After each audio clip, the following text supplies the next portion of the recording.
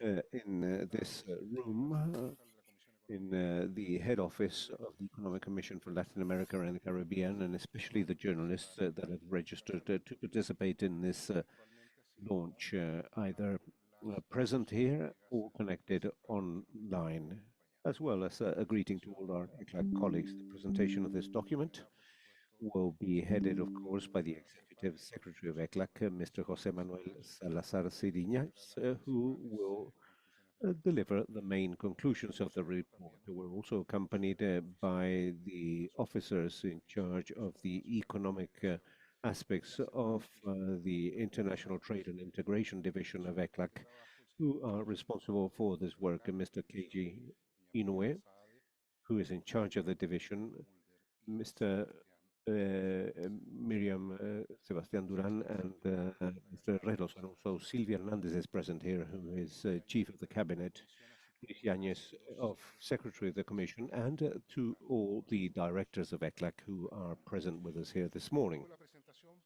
Following the presentation, we will, of course, open up the floor for a round of questions from the representatives of the media, and we would like to remind them, the representatives of these institutions, that you should send us your questions, posting your chats in the Zoom platform, or to email conferencia de prensa at cepal.org. So, without further ado, Mr. José Manuel Salazar, Executive Secretary of ECLAC, you have the floor. Good morning. Thank you very much, Guido, and thank you very much, everyone, for your presence here, be it face-to-face here or connected online. This is a report that you already know, we hope, because it has been published for several years. Its title is International Trade Outlook for Latin America and the Caribbean 2024, and its subtitle is Reconfiguration of Global Trade and Options for Regional Recovery. The contents of the report and of this presentation has to do with the trade trends both in the world and in the region. And the idea there is that there has been a weak recovery, but also a reconfiguration issue, as we will see, and then two specific issues that will be discussed at length in the various chapters of the role of trade in food security in Latin America and the Caribbean, and the potential of services in order to boost regional exports. So I will be presenting point one, and my colleague Keiji, who is Director of the International Trade and Integration Division, will present the other 2 points. First of all, I would like to express my gratitude to Keiji and his team for working on this report that, as always, is very enriching in terms of the statistics and the analysis of trends and the consequences for development strategies. To begin with, when we select the main points, because there are others, of course, in the report, the issue of the trade in goods at a world level only increased by 1% between January and July 2024. On the left, you can see the annual variation of the world trade in goods between 1990 and 2023, and you can see how the average of growth of this trade between 90 and 2007, the red dotted line, in other words, before the financial crisis, was 6.2%, but during the 2011 to 2019 period, that was reduced by half to only 2.7%. As a result of the pandemic shock, world trade was reduced by 5% in 2021. It bounced back, but only grew at 1.5 in 2022 and dropped to 1.2% in 2023. And this is partly explained by the context resulting from geopolitical conflicts, reduction in value chains, disturbances in some maritime trade routes, high energy prices, in high inflation, and high interest rates in the international economy. On the right-hand side, you can see how during the first 7 months of 2024, the interannual growth was only 1%. And in view of those first 7 months, we can expect that the growth of world trade in 2024 will end up in a range of around 1.5 and 2% of growth. In this other graph, you can see the growth of exports and imports of goods from several countries or groups of countries in the first semester of 2024. As to exports, the highest growth was that of China, as you can see there, with a 10.5%, followed by other developing Asian countries, where we can find India with 6.2 and the United States with 3.1. Japan and European Union were contracted 0.8 and minus 3.3. Then other developing countries of Asia with 8.3%, followed by the United States, China. Once again, Japan and the EU experienced contractions in their imports. You can see the soundness there of domestic demand in the first quarter of this year. In China, imports grew 1.8% only in a context that is marked by the crisis affecting the real estate sector and affecting the investment and consumption of households in China. And there is an increase in exports, 10.5%, the drop of trade in the EU, and it's a reduction 0.8% and 0.3 for Japan. In the case of the EU, the rise of energy costs in view of the Ukrainian war also had an impact. Beyond the rate of growth, there is a second characteristic in world trade that we have addressed in this chapter, and these are the changes in geographic patterns. This graph shows the variation in 6 years between 2017 and 23 of the US, EU, and China trade with their main partners. For the United States, on the left, you see a significant drop of 15% in trade with China, an increase of trade with alternative countries, Vietnam, Thailand, India, and Mexico. In fact, in 2023, Mexico replaces China as main trade partner of the US. In the EU, its trade continues to drop with the Russian Federation because of Ukrainian war, and grows the trade with EU and China. In China, it increases with the Russian Federation and with countries like Malaysia, Mexico, Brazil, Thailand, and India. The reconfiguration of world trade is the result of the war in Ukraine, geopolitical rivalries, and protectionism expressions, and new industrial policies. All those forces are promoting that reconfiguration of trade. On the graph in the left, you can see the world trade of goods or commodities that is impacted by restrictions on imports. In 2009, less than 1% of world exports were subject to restrictive measures. This has increased uninterruptedly since then. And this year, 2024, it would be close to 10%. This figure could rise depending on the results of the presidential elections in the US. As we know, the candidate, uh, former President Trump, has considered imposing a 10% tariff to products coming from China. So there is an increase there of tariffs. That is a possible scenario. But the graph on the right shows an important reduction in the number of cases of dispute settlements that have begun in the World Trade Organization, given by a growing protectionism at the body of appeals of WTO has been stagnant since the beginning, given there's no renewal of members, and this has limited the dispute settlement situation of the World Trade Organization. Maritime transportation or shipping that moves 80% of goods is subject to disruptions. As you can see on the left, it shows the number of days of delays of arrivals of ships between January and July of 2024. In 2022, this indicator showed signs of recovery towards pre-pandemic levels, but in 2023, new disruptions have emerged.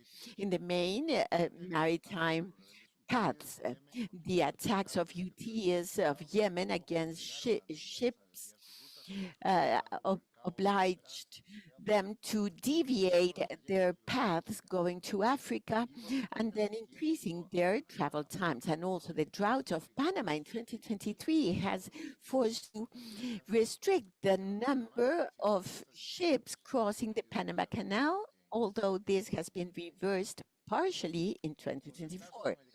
Delays in ship arrivals that have containers reached a maximum of 8 days in January 2022 in the full pandemic, and then have decreased as logistics has improved. However, in April 2023, geopolitical tensions and restrictions affecting the Panama Canal interrupted their recovery, and therefore there have been more delays. The graph on the right shows how, after having reduced strongly in 2022, marine freights reached their minimum post-pandemic in June of 23. But then they triggered a new spike in the price of freight, and they've showed a high volatility. Moving on now to the region.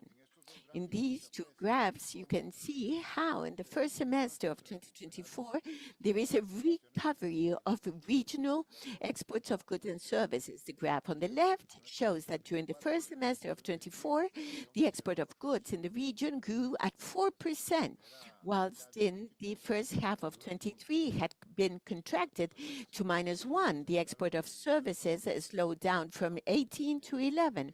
However, the growth is still significant, 11%. Now, the regional imports of goods and services in the first semester of 24 have grown only 1% correspondingly.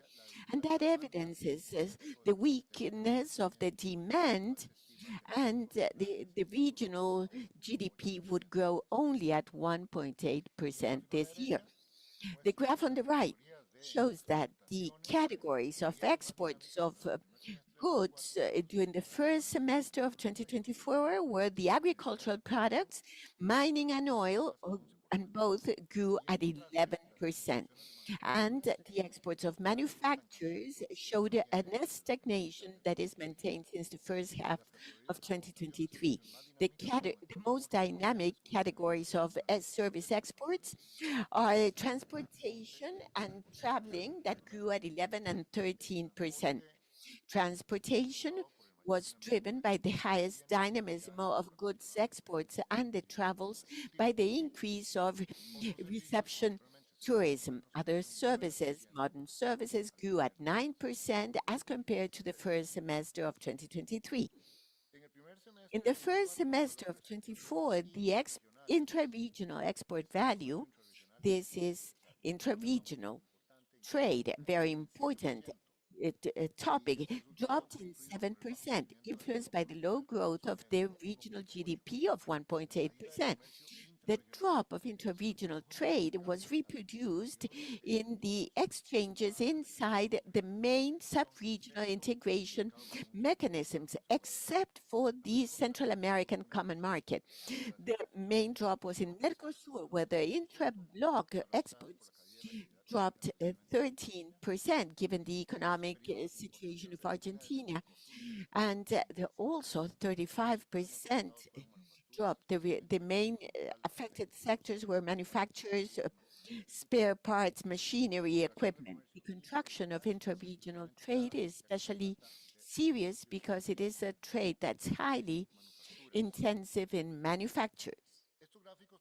These graphs show the export and import goods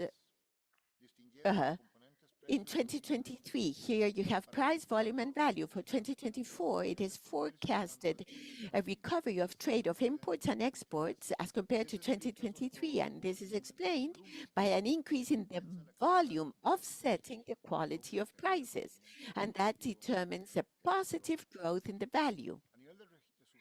At the level of sub-regions, the highest growth rates on the side of exports occur in Caribbean and South America. In the Caribbean, the increase of exports of Guyana with the volume expansion of 74%, and added to the growth in Suriname, the sub-region had an increase in the volume of 24%, and that broadly offsets the drop in the price of minus 1%.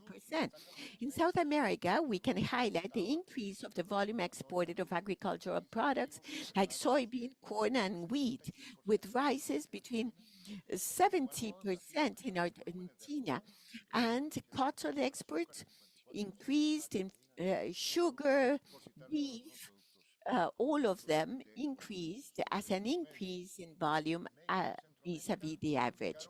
Mexico and Central America were below the average with a slight increase of volume and price, but they benefited in the drop of oil prices and also intermediate capital goods, and that experienced drops of -4, 3, and 5% in the first half of this year. This graph shows the variation of the terms of trade for different groups and sub-regions of countries. We estimate that in 2024, the price index of the main commodities exported from the region will drop in 2.9%. However, the region as a whole will have a slight increase of 1%. That is the red bar in its terms of trade, given that the prices of imported products will drop more than the prices of the export products. Beyond the regional average, the impacts will be differentiated, as you can see there, among groups of countries, depending on the fact if they are importers, net importers, or exporters of the different commodities. And the countries of Central America and Caribbean will have improvements in their terms of trade for being net importers of food and hydrocarbons, two groups of products where we can forecast drops in prices. And for the same reason, the exporters of hydrocarbons and farm and agricultural products are in South America, and they will have drops in their terms of trade. And then finally, we have there the group of net exporters of minerals like Chile and Peru, with a positive variation of their terms of trade, given that these products jointly will have rises in their prices in 2024. The graph on the left here shows that the most dynamic neighbors in the region by countries of destination are China, the United States, the rest of Asia, and the EU, in that order. The exports to other countries of the region will contract in -5%.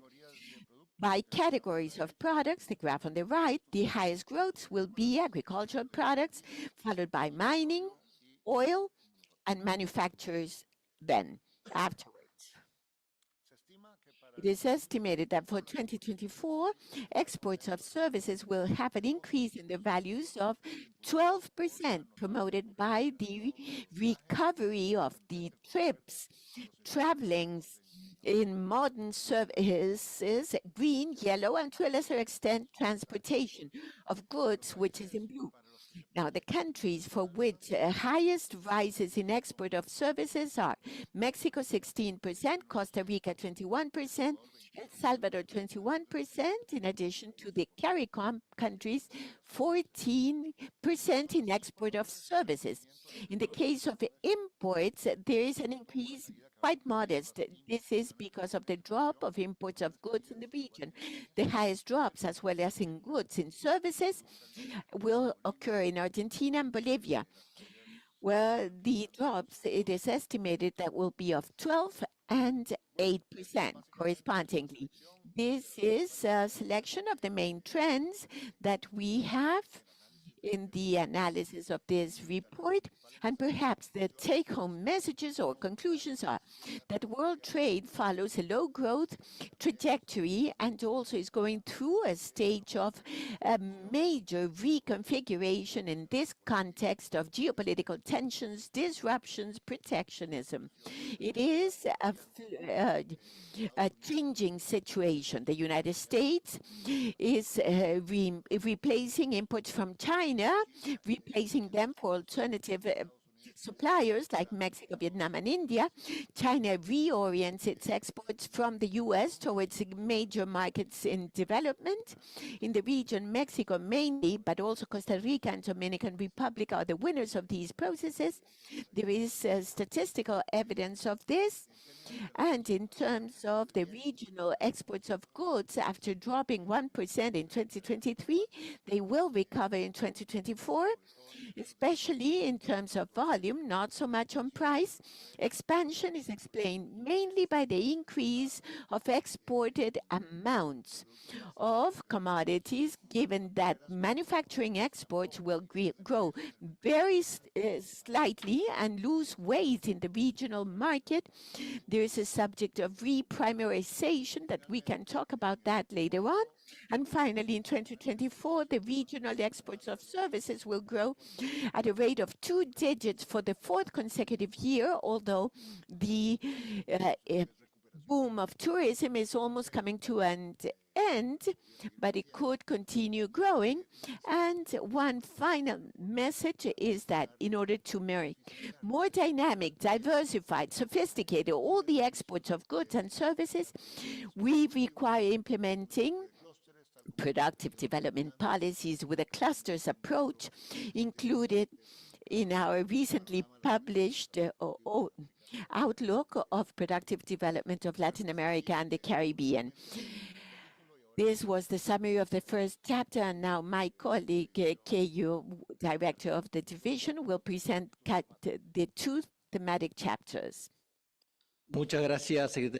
Thank you very much, Executive Secretary. As mentioned, there are two thematic chapters in this report. And the first one deals with the role of trade in terms of food security in Latin America and the Caribbean.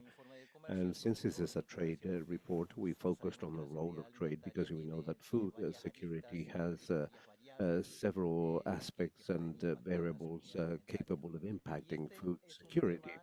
And this is an issue that countries in the region has been present in their agenda, especially during and after the pandemic, obviously. And following the conflict in the Ukraine, where we saw that the price of food and of fertilizers increased, and this has also led to significant concern about food security in countries.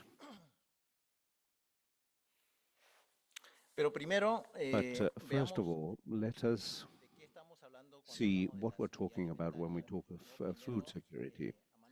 First of all, on the left-hand side, you find the FAO definition, which emphasizes that people at all times have to gain physical and economic access to sufficient, safe and nutritious food in order to satisfy their feeding needs and their preferences in terms of food in order to have an active and healthy life. This is the FAO definition, but in addition to that, in the Sustainable Development Goals, we again emphasize an end to hunger by 2030, but also ensuring access of all people to safe food, to healthy food, as stated by the FAO definition. And on the right-hand side, you can see the way in which we view the role of trade.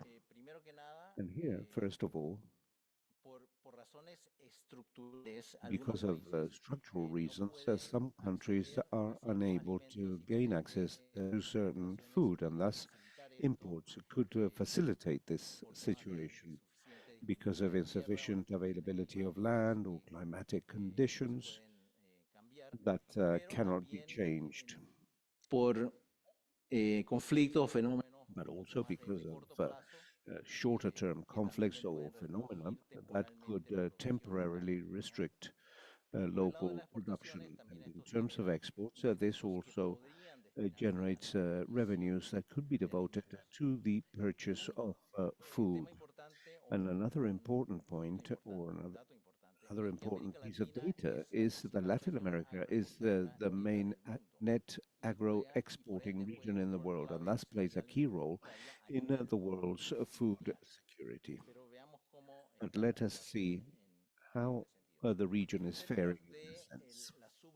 In terms of underfeeding or hunger at a world level, we see that 9.1% of the world population suffers from hunger, whilst the region is below that average with 6.2%.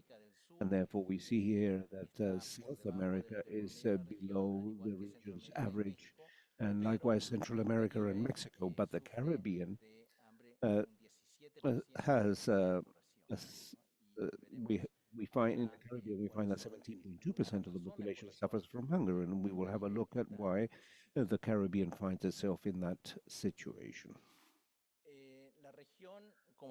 The region is a net exporter of food and thus has a surplus in the food trade balance as a whole, and this is primarily the result of the surplus that South America has and has had during many years, and is even a greater surplus over the past few years. In the case of Central America, they also have a surplus, but to a lesser extent.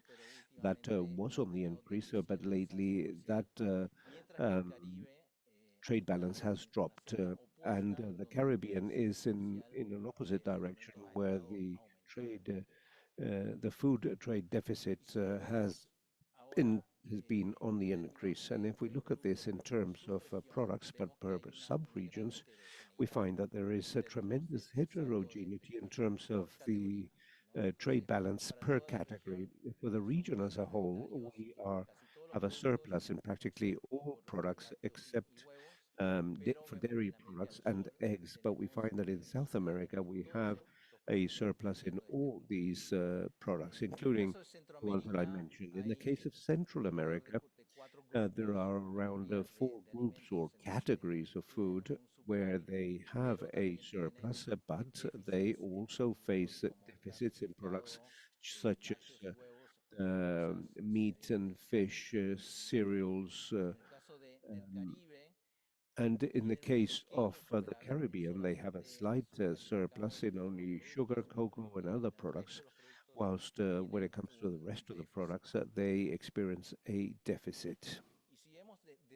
And if we look at where these imports of basic foods come from, we find that they are primarily from two regions, from Latin America, which is represented in blue, where we can see that in cases such as soya, oil, red meat, beans, rice, and soya beans, it is our region that supplies practically more than half of the products to the region, whilst the US is most important when it comes um, to pork meat and others.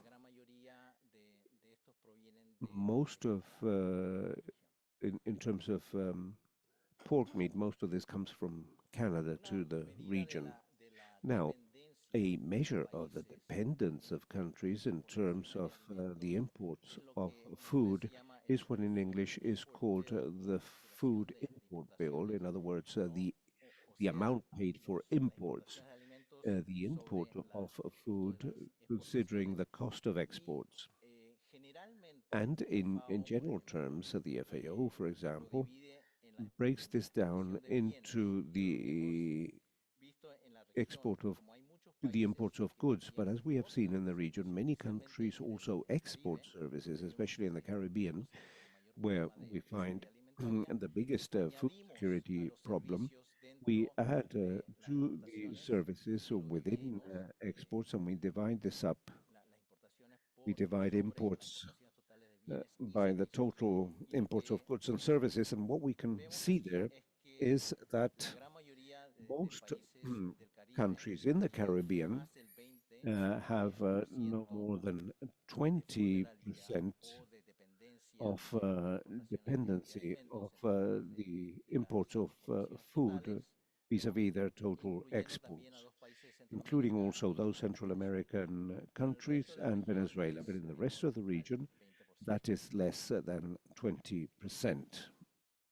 Y precisamente en el Caribe, en donde vemos que hay una It is indeed in the Caribbean where we find vulnerability when it comes to food security. And there, the level of tariffs in the level of tariffs in the Caribbean are relatively higher than the simple regional average, which is of around 14%. But we find that in many Caribbean countries, they have tariffs that are greater than that. And therefore, los precios, en el costo de la. this could be one of the factors that exerts an influence upon price upon this issue in the region. Another variable here is the accessibility or the maritime connectivity in the sub-region. The countries that are represented in dark blue, such as Mexico, Panama, and Colombia, they are the ones that have greatest access to maritime connectivity, whilst countries in Central America and the Caribbean have less connectivity, except for the case of the Dominican Republic and Jamaica.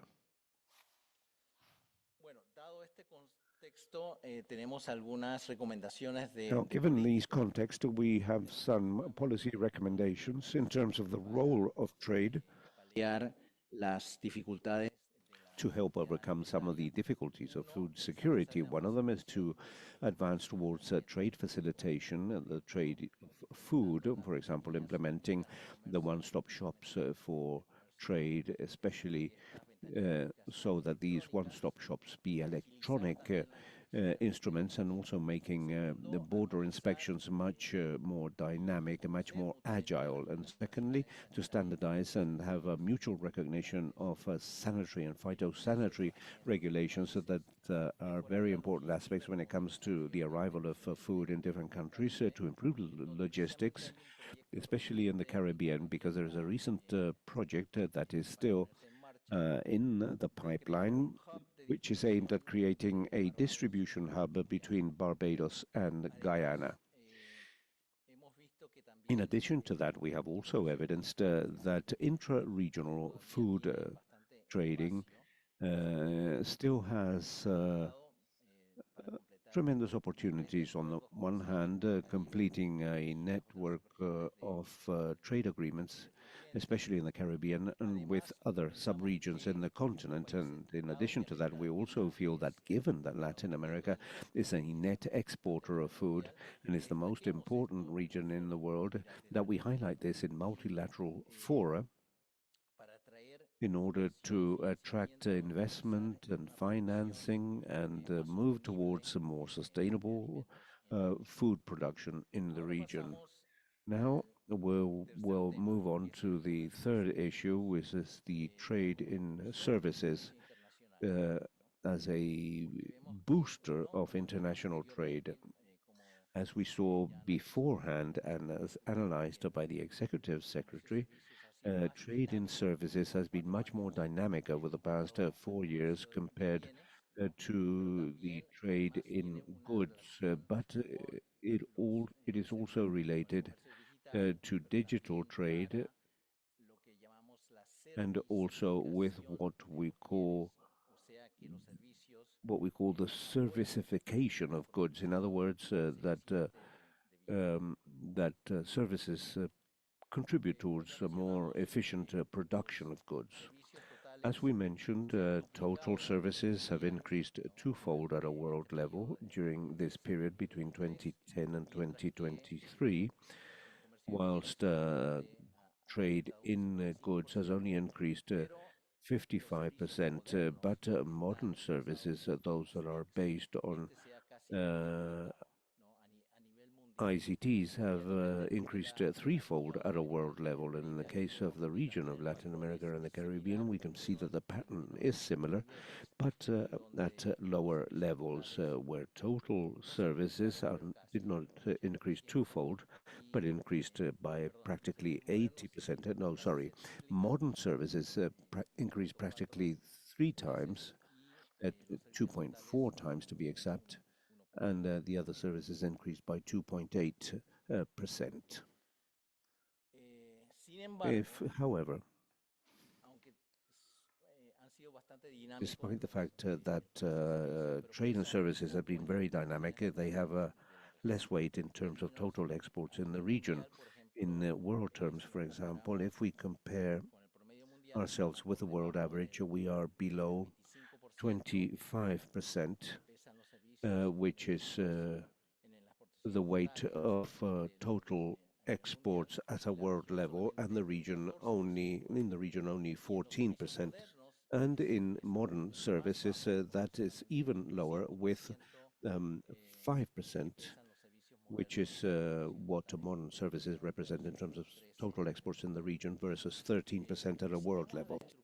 And if we see here the structure, there's a different pattern in the region where the tourism or traveling weighs 40%, and modern services in second place, 37%, and transportation 18%. It is somewhat different from the world pattern. As to the share in world exports, we see that the export of goods only weigh around 6% of exports worldwide, total world exports, while services only 3% and modern services only 2%. And if we now focus on modern services, or total, he corrects himself, but mainly modern services. We can see here that Brazil and Mexico are the leaders in the region, Mexico with 1/4 of total services, and Brazil 1/5 of total services. And the situation of Mexico and the share of Mexico is explained by the fact that tourism or traveling are very important in Mexico, and they weigh more than 1/3 of services in this line in the region. But also Dominican Republic, Colombia, and Brazil do have significant share insofar as traveling and tourism. As to transportation, Mexico is 1/5, but Panama is the leader there in the export of transportation services with 23%. And then in third place, we have Brazil with 17%. As to modern services, Brazil is the leader with 35%, Mexico 19%, but then followed by Argentina very closely, Costa Rica, and to a lesser extent, Colombia. And the main partner in terms of destination, point of destination of these exports is the United States, as you can see on the left side graph, with half of the export of services that go to that region. And only 20% go to the European Union, to Asia 14%, and to the region. And this is quite concerning. Only 9% of service exports go to the region proper, to this region.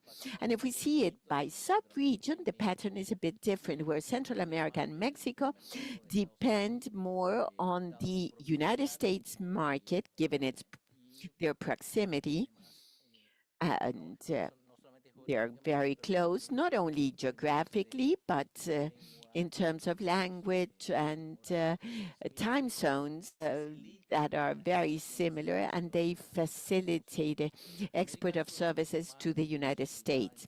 South America is more diversified as to final destination points, where the EU has the highest percentage, just like Asia and Latin America itself.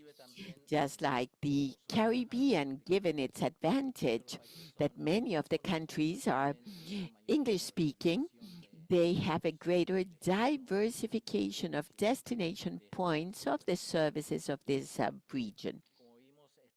And as we saw, the United States, it's not only the main partner, but also the most dynamic partner among all the sub-regions.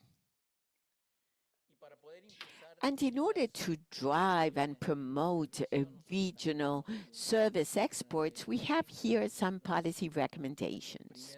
First, if we see the characteristics of what I have just presented, we can see that the exports of services grow more than those of goods, but with a low participation in world exports. And we have a major specialization in tourism or trips, traveling.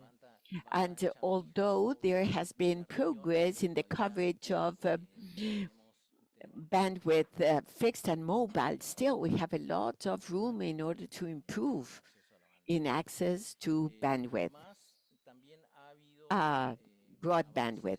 Also, there has been progress in basic language and digital skills, basic ones, not advanced. We still have to invest in the training of advanced skills, linguistic and digital skills, and also advance in the intra-regional trade of these services, and also harmonize and standardize regulations among the countries. And still we need service export promotion policies. And therefore, in the recommendations, it's that we implement more policies addressing specific sectors, improving digital and language capacities, also improve the measurement of trade in services. We have received here in ECLAC a request for technical assistance in order to harmonize data of trade and services that need to be more standard or harmonized, and also subscribe agreements to facilitate the trade in services, digital services, and avoid double taxation.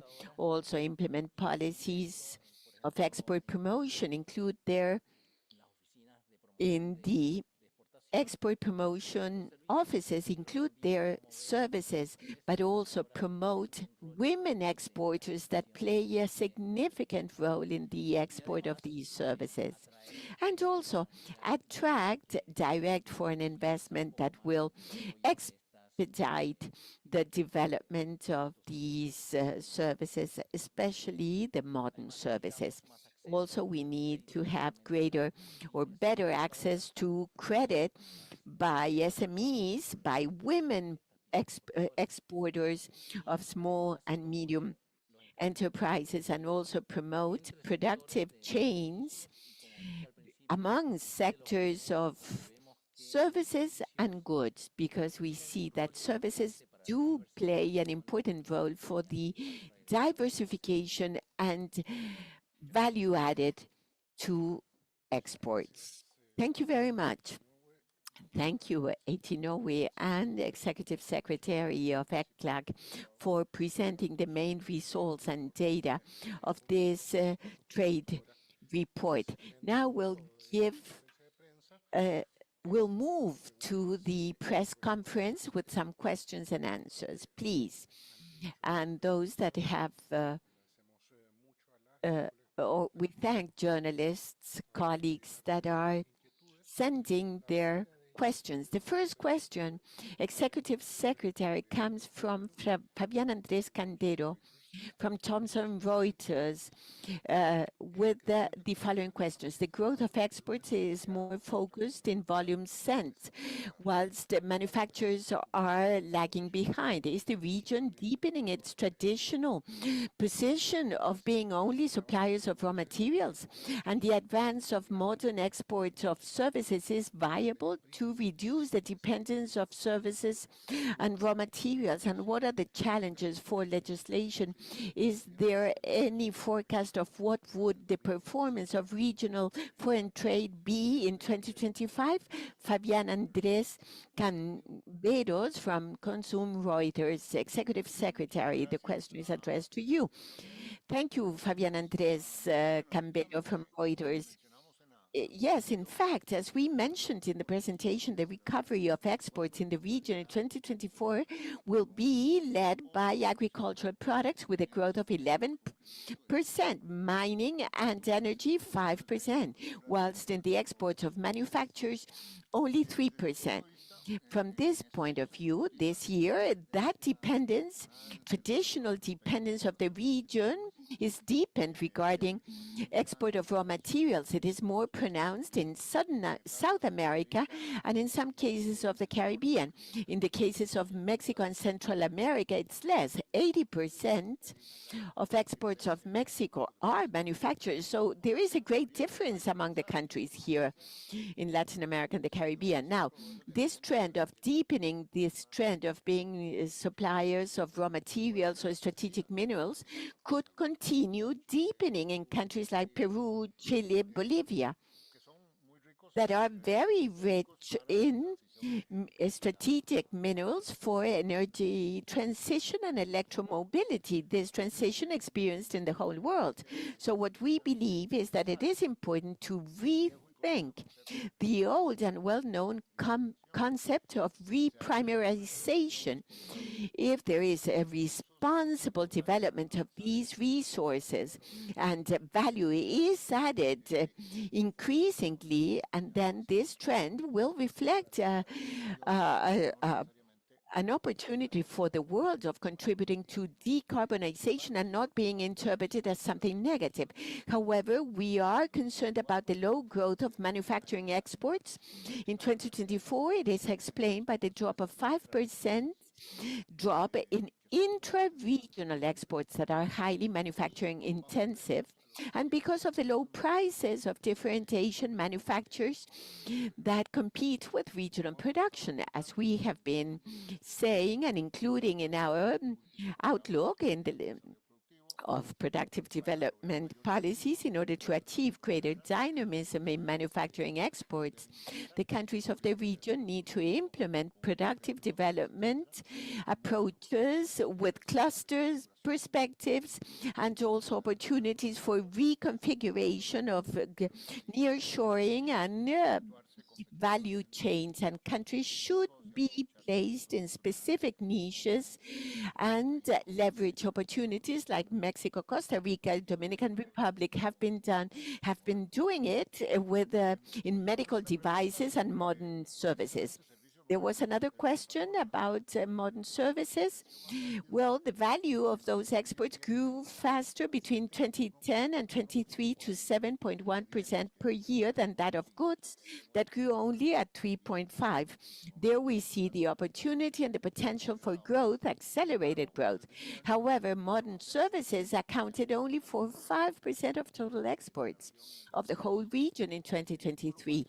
So its potential to reduce the dependence is small still, but it could grow in the future. We as ECLAC have proposed a list of 15 driving sectors where we see a dynamic potential of growth and employment, and modern services are part of that list.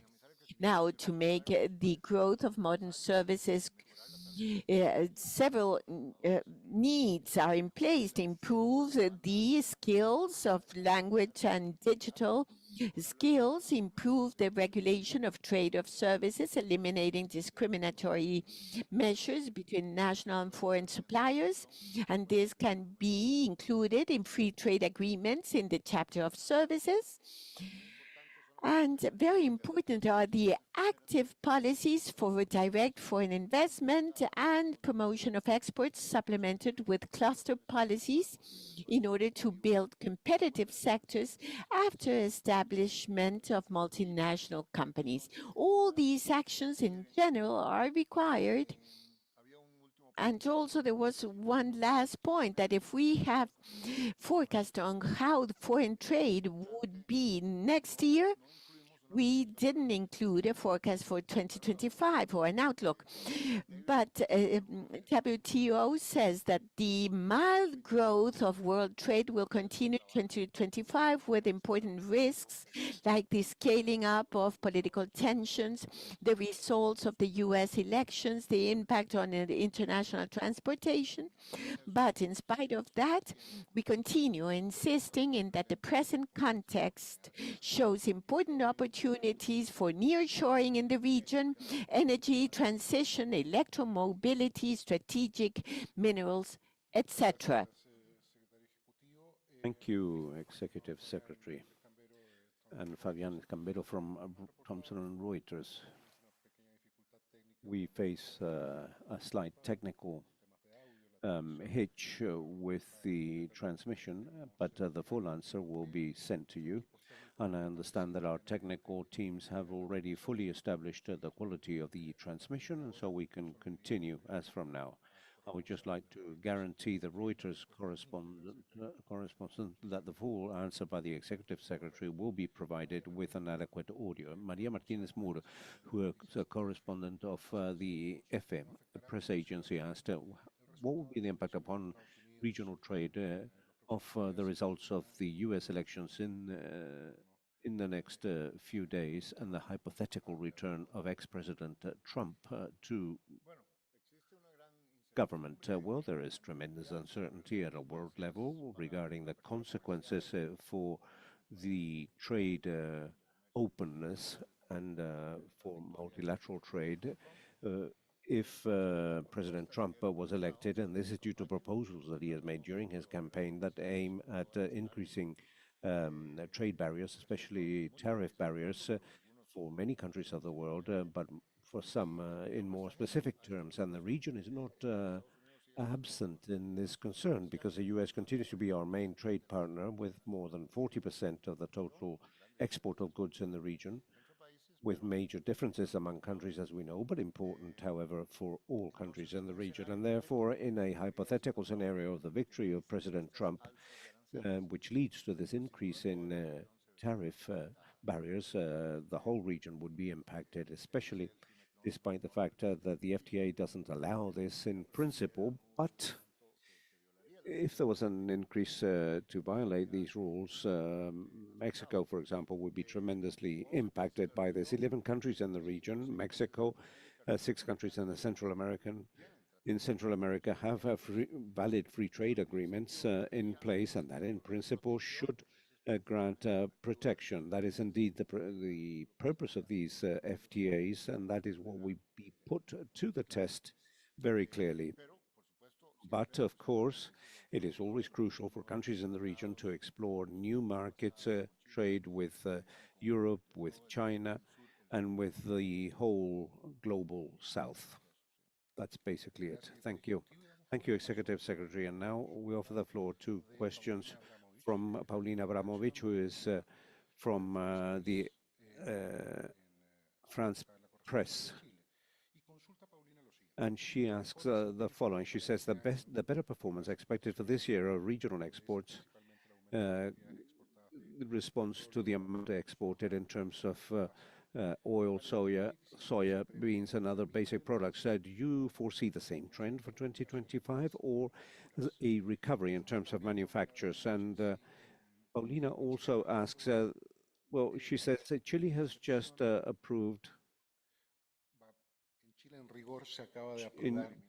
In Chile, what has just been approved is the elimination of an exemption for VAT for purchases in international markets below the cost of $41 within the framework of the law that seeks to obtain greater tax revenues, and small sales will be impacted using platforms such as Shein or AliExpress, and several countries in the region are exploring similar formulas, such as Brazil and Mexico. What does ECLAC feel about this initiative?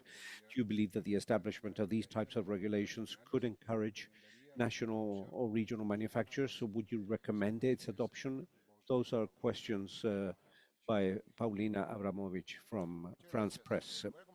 Executive Secretary, I'll begin with the second question because those tariff exceptions and VAT exceptions to low-priced imports via electronic trade platforms are being strongly or deeply scrutinized by many countries, not only in Latin America, but also in Europe and the US, because they can become unfair competition for local producers that do have to pay VAT and that also and those that import inputs from abroad have to pay the respective tariffs, and therefore the elimination of this exception in the case of Chile could be viewed as something positive that could contribute to greater tax equality, to greater tax collection, and to the struggle against informal trade and generating more fair conditions for small producers of products such as clothing and others. The other question refers to the issue of the trends that we view for 2025 in terms of trade. At present, we don't have predictions for the foreign trade of the whole region in 2025, and especially because of the uncertainties that we have already outlined, including the results of elections, protectionist measures, consequences of conflicts and geopolitical tensions. But the performance of manufacturing exports will rely primarily on the two main destination markets for the export of manufacturers in the region, which is the US. There we're projecting that the value well, towards the US, we're not projecting anything, but rather when it comes to intra-regional trade that we already mentioned, which is very important when we think of the export of manufacturers, to link that with intra-regional trade because it is a high proportion of the manufacturing exports to other countries in the region. And that intra-regional trade, we feel, will drop by 5% to 5% in 2024, especially in the case of Mercosur. And to the extent that in 2025 that intra-regional trade grows again, that will benefit industrial exports. And there we can say that that leads us to the tremendous importance of continuing to work on the schemes related to regional integration and the big potential of regional integration, not only in terms of volume, of quantity, but also of quality, because we're talking of industrial exports. And so there's a different specialization between intra-regional trade and the trade with the rest of the world. Thank you, Executive Secretary. Now we'll convey the questions of the correspondent of Bloomberg Online, represented in Colombia by Daniel Salazar, who asks several questions. How is Guyana promoting the exports of goods and services, promoting growth in both aspects in Latin America?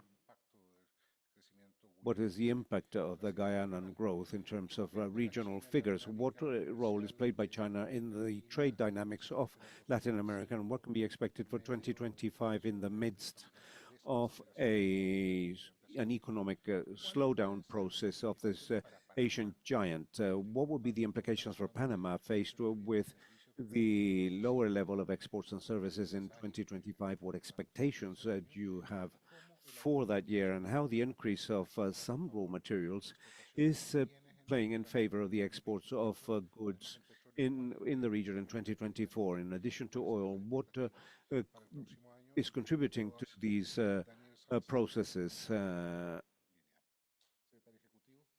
2024? Executive Secretary, thank you, Daniel Salazar from Bloomberg.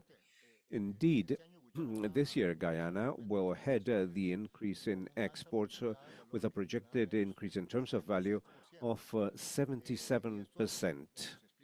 And this is explained as a result of the increase in the volume of oil exports. There is an oil boom in Guyana because they have discovered very important reserves, and that explains that strong a boost in their exports, and that is why when we present statistics, we present the Caribbean with Guyana or the Caribbean without Guyana, because that distorts this outlook.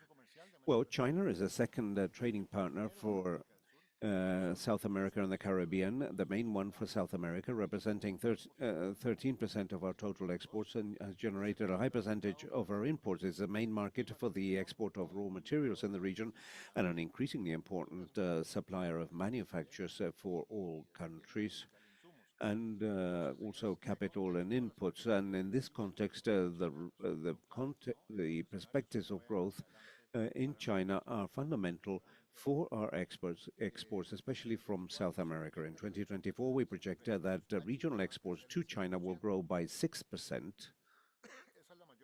That is the biggest expansion among the main partners in the region. Likewise, the exports from China will grow by 7%, and the biggest expansion is with its main trading partners. And therefore, to the extent that the Chinese economy grows at a level of around 5% in 2025, as expected, exports in the region could experience a similar increase to this year. However, this will rely heavily on economic policies in China. And let us remember that, of course, China is not growing at a pace of 9 or 10% following the financial crisis, and that helped Latin America so much to overcome the financial crisis so quickly. Now, what are the implications for Panama of all these aspects? Well, we project a GDP growth in Panama of 3.3% in 2025, which is greater than the expected growth for 2024, which was 2.7. In Panama, we see a resilient outlook within this uncertain international outlook. Despite financial volatility, we expect that exports will continue to grow, favored by the recovery of the services sector, especially tourism, transport, the role of the Panama Channel, that will become much more normalized. And in terms of the export of goods, the major fall this year resulting from the stoppage of copper mines will lead to a year that is unusual when it comes to comparisons, and this would have a positive statistical effect with a normalization of exports next year. In consequence, we can foresee a positive performance both in terms of goods and services in 2025 for Panama. And the issue of how the increase of prices of raw materials is hindering the exports in Latin America. Well, the export of raw materials in 2024 responded primarily to the volumes and not so much to prices, and specifically the volumes exported in products such as oil, in the case of Guyana, soya, maize, that have been able to compensate drops in prices. Between January and August of 2024, the price of soya dropped by 23% compared to its average price in 2023. Likewise, wheat and iron, and the price of oil, we expect a 2% drop compared to 2023.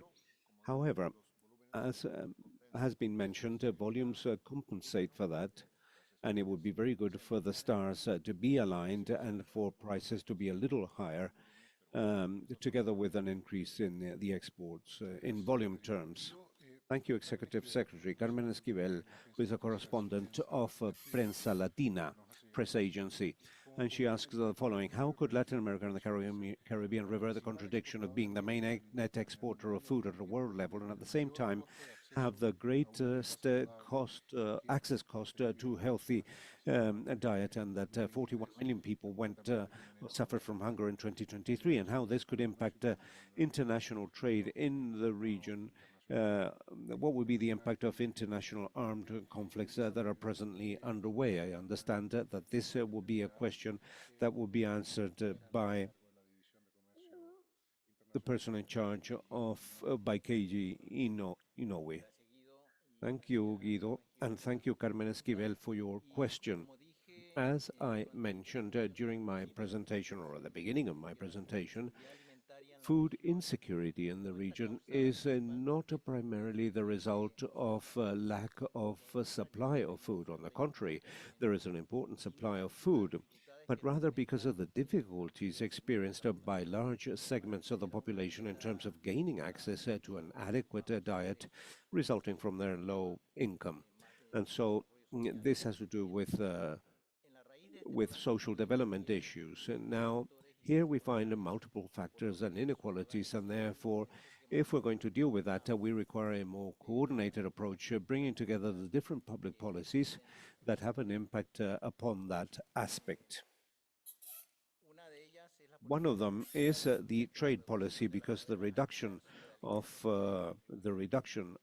tariffs of trade tariffs can contribute towards an efficient reduction of costs and an improvement of access, especially a greater trade openness, as I mentioned previously, could help to reduce food insecurity in countries in the Caribbean, especially a sub-region that has the highest prevalence of inflation, greater access costs to a healthy diet, as we saw, and the higher levels of tariff protection in the agriculture and livestock sector, as we saw in the presentation. So the strengthening of the region is key to contribute to distribution and lower cost of food for two reasons. First, the regional integrated market expands the supply of food and inputs of close origins and decreases the intermediation of third parties, and also greater regional integration favors productive value chains, promoting economic and social growth, providing direct and indirect employment, and contributing to greater food security. All what I have said should be part of integrated actions with other areas of policies related to the production and trade of products at local level, the labeling, the taxation, nutritional education, all those areas need to be involved. Here, we need to guarantee timely and accessible access to food of quality to reduce poverty, vulnerability with a multidimensional approach, and considers food security as a right. There was a second question that said, how can the regional trade be affected by the armed international conflicts? So, as I said before in my presentation, the international conflicts or disputes or conflicts in Ukraine, Russia, and Middle East affect the trade of the region in different ways. Although these participants in the conflicts are not the main trade partners of the region, both Ukraine and Russia are players of great weight in the supply of cereals, and in the case of Russia, fertilizers. Therefore, the conflict in Ukraine contributed to a rise in prices of those products in 2022, and that translated into major inflationary pressures worldwide. In the case of the Middle East conflict, a direct impact has been in the disruption of cargo maritime routes. And because of Houthis in Yemen, and therefore shipping companies have had to deviate their routes through the Good Hope Cape, Cabo de Buena Esperanza, and therefore that has given place to a rise in the cost of freights throughout the world. And in the conflict between Israel and Iran, if it scaled up, this could have a consequence in the rise in the price of oil, as we have seen recently, but not in the expected magnitudes. And that would benefit some countries of the region that are net exporters of hydrocarbons, but it would be detrimental for other net importers of these products, like, for example, Central American countries and Chile and Uruguay. So it would have two opposite effects. Thank you very much, Katie Nue. And now the questions by the reporter of Financiero of Mexico, Leticia Hernandez, who asks, what is the expectation about Mexican foreign trade this year for goods and services? How much room is there to increase it given the free trade agreements of the country? And has ECLAC identified the obstacles faced by Mexico in order to increase growth in its international trade? Leticia Hernandez from the Financiero Journal of Mexico. Executive Secretary, you have the floor. Thank you for your question.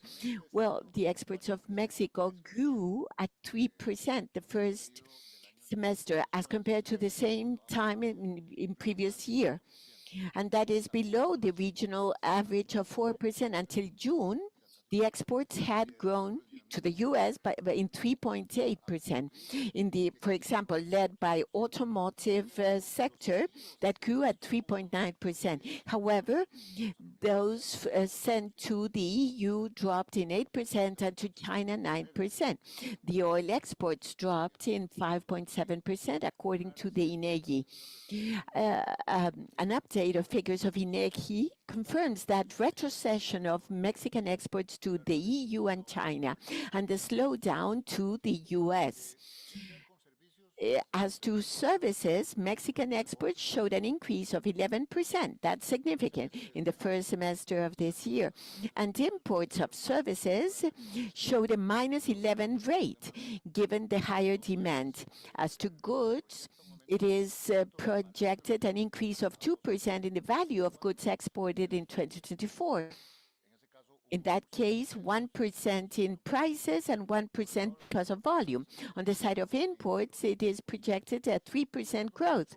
And Mexico would increase its deficit of trade-in goods to $13 million. And as to services for 2024, a growth rate of 16% is foreseen in exports and a drop of 6% in imports. And according to all of this, Mexico would reduce its total trade deficit from $19 billion to $5 billion, would go down, would reduce its decline. And the cause of its geographical position and broad industry and many trade agreements. Mexico is a country, as we have said, that is ideally positioned in order to benefit from this reconfiguration that we are documenting in this report.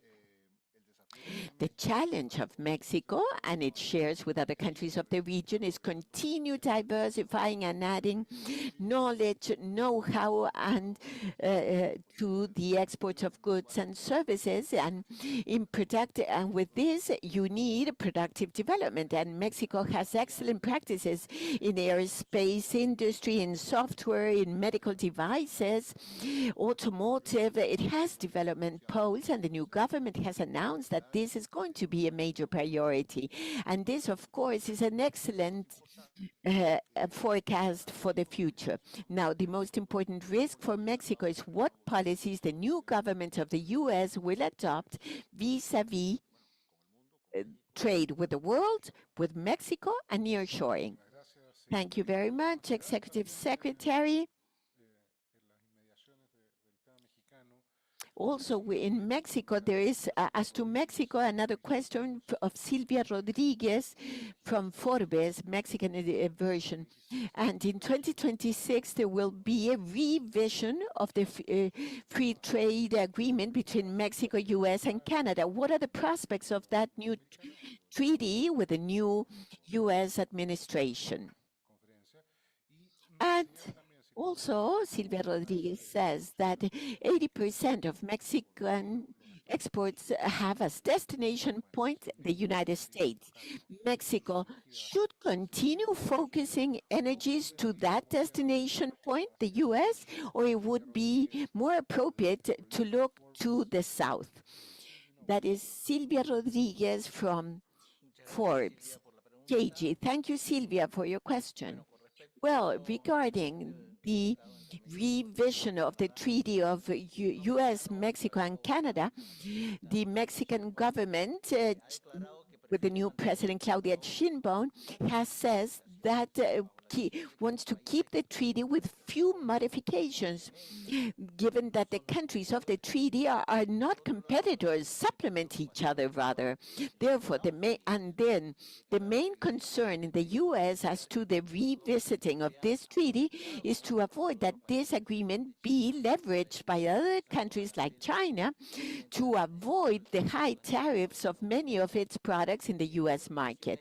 And this concern is cross-sectional, politically speaking, and therefore it will be on the table in 2026, regardless of the results of November elections.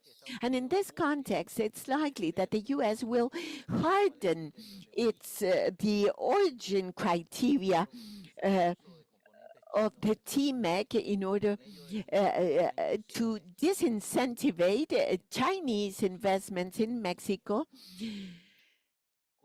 And as to the questions if to continue or not in these relations, the short answer is yes, because as we saw, one of the advantages is that in October 14th and 15th, the U.S.-Mexico CEO dialogue was held with the participation of leaders from the private sector of Mexico and the United States to deal with subjects related to investments, trade facilitation, trade policy, energy services, and climate change. And within the framework of that meeting, both the Mexican government and business community ratified their intent to continue strengthening trade and investment relations between both countries. In them, $20 billion of investments were announced of U.S. companies in Mexico for 2025. So we see the potential benefits of continuing with this relationship. And the strengthening of trade in TMEC does not has an opposition. Mexico has 13 other free trade agreements with other trade partners that give preferential access to 48 countries, and that would help diversifying its exports. And the increase of protectionism in the United States in the last years is in itself a good reason in order to look for greater geographical diversification of its exports. And thus, the markets of the Global South in Latin America and the Caribbean towards Middle East are attractive options that would help in this diversification. Thank you, Katie Inoue. Maria José Núñez from Universidad de Costa Rica's questions. What are the forecasts for Central America in trade, and particularly Costa Rica? And also, Costa Rica is experiencing a bonanza in the free trade zones. However, the local economy does not advance with the same intensity. What to do for growth to reach out to all the regions? Maria José Núñez from Semanario of Costa Rica. Yes, thank you, Maria José Núñez. As to projections for our outlook for Central America, what we see is that the export of goods will grow in 1% in 2024. It is below the average of 4% of Latin America. That the average of Latin America is due also to certain special features of rapid growth in agriculture and oil with Guyana and etc.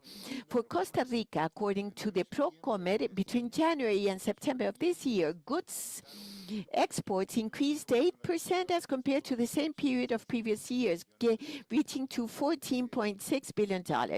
The main exported products in the first 9 months of this year were medical devices, 43% of all the exported goods, pineapple, 7%, banana, 6%, concentrates for gas beverages, 4%. In that context, Costa Rica this year will have the highest increase of exports of Central American exports. It is a 9% increase. In the case of service exports, Costa Rica also leads the growth forecasts with one of 19% versus 8% for the rest of Central America. Here, the dynamism of Costa Rican exports of modern services is highlighted. The sustained growth of exports and diversification of markets reflect the positive trend of foreign trade, consolidation of free trade agreements, a strengthening of key sectors like agriculture and services will contribute to maintain probably this dynamics next year. Now, as to the boom in free trade areas and the difference with the local economy, the famous productive dualism, yes, in fact, there is a concentration of growth in the free trade areas. And mainly they are in the Central Valley. And this is a subject that has been discussed for years and years in the country. This is due to economies, infrastructure, access to airport, logistics, all the access to human skilled labor, among other factors. There is a great concentration explained by economic forces, but the public policy can do things to offset that. For many years now, the agency to attract exports have tried to establish free trade areas outside the greater metropolitan area. This was approved in October. A new law that is called a law to strengthen territorial competitiveness in order to attract investments outside this area. And for economic growth in general terms, to reach the whole national territory of a country, we are again emphasizing this, and emphasizing the territorial part, building from bottom up and only at a centralized fashion. And we have some recommendations, such as, for example, the investment in digital infrastructure in less developed areas in order to improve connectivity and attract investments, promote free trade areas in unfavored areas, such as the law that I just mentioned in Costa Rica, to promote productive linkages, promoting the creation of SMEs, promoting technical education and vocational training in territories aligned with the demand of the industrial sector. All this forms part of productive development policies and is absolutely fundamental in order to break that dualism, that concentration in certain areas and making other areas not as attractive. But it is not something that can be done overnight. You must, because the private sector seeks, what they seek is profitability, good infrastructure. We have to look at logistics, human resources, and so on, so that a region can become a promoter of development together with other regions. From another dynamic economy in the region, the Dominican Republic, Cándida Costa from the newspaper Listín Diario has raised the following questions. Some have already been answered, but she tries to focus on the reality of the Dominican Republic. And Cándida Costa says, what is the regional impact upon trade as a result of the armed conflicts in the Middle East? And she says, well, within this world context, what would ECLAC recommend to the Dominican Republic, which is a net importer of oil and fossil fuels, and practically 90% of the inputs used for agriculture, and in terms of industrial goods? Cándida Costa from the Dominican Republic. Thank you, Cándida Costa, for the question. We already spoke a little bit about the armed conflicts and how this could undoubtedly have an impact. It has already had significant effects on economies that import oil and other energy products and food. There was an inflation of food products, especially in 2022. The volatility of crude oil prices tend to increase when conflicts arise, and that could aggravate economic conditions and the situation of countries that import fossil fuels and oil. And this has a strong impact upon transport, public transport. It also has an impact upon fiscal accounts and so on. So that is a reality that regrettably is not cannot be controlled by any government. of developing all developed countries. And that is why a world at peace is so important. Because when we talk about development, we cannot separate this from issues such as conflicts, even more so when conflicts are no longer rivalries but wars. Countries such as the Dominican Republic can advance towards the implementation of a comprehensive policy to strengthen their vulnerability to shocks based on measures such as strategic reserves, diversification of the energy matrix, that is fundamental and obviously it cannot be done overnight, but that forms part of reducing dependency on fossil fuels, and that may be helpful, and diversification and the energy transition, the promotion of the local production of key inputs whenever possible in order to reduce dependencies. Executive Secretary, thank you very much, and we have overstepped the time that had been allocated for this launch and press conference, and we would like to thank our colleagues, journalists that have accompanied us, and those that in view of time we have not been able to answer directly their questions. We can make sure that they will receive in writing an answer to the questions that they have sent to us during this press conference. And we will send the answers as soon as possible during the course of the day. All the materials associated to this launching are already available in the platforms of our Economic Commission. The document, certainly the presentation that has been delivered by the Executive Secretary and the officer in charge of the division, and all the materials that may be of help when it comes to coverage and dissemination of this material. And we certainly always thank journalists and who are a very important means for us to reach our audience with the information and data that ECLAC provides. So I don't know, Executive Secretary, whether you want to make a final reflection, a final message for this press conference. Well, first of all, I thank all journalists for all their questions. I thank KG and the whole team. As you have seen, this is an issue that can become extremely technical, but which is albeit fundamental when it comes to growth. We have seen a region, which is Latin America, that suffers from three traps, and one of them is a low development growth, international investments, and direct connections with our countries is one of the main driving forces, and if that is weak, unfortunately, it has tremendous consequences to growth, but that has implications on social aspects, the possibilities of reducing poverty, of having quality employment, the possibilities of financing the governments via taxes, and so this is an aspect that is essential for all development strategies. And I would like to reiterate that the emphasis of this report is the issue of the reconfiguration that is underway. There is enormous fluidity. This is not the best moment for the world economy, but opportunities always arise. So this is an especially sensitive and important moment to have very fine strategies when it comes to trade and in terms of how to benefit from foreign investment flows. The two specific issues that we have discussed in depth, food security and services, are two pillars within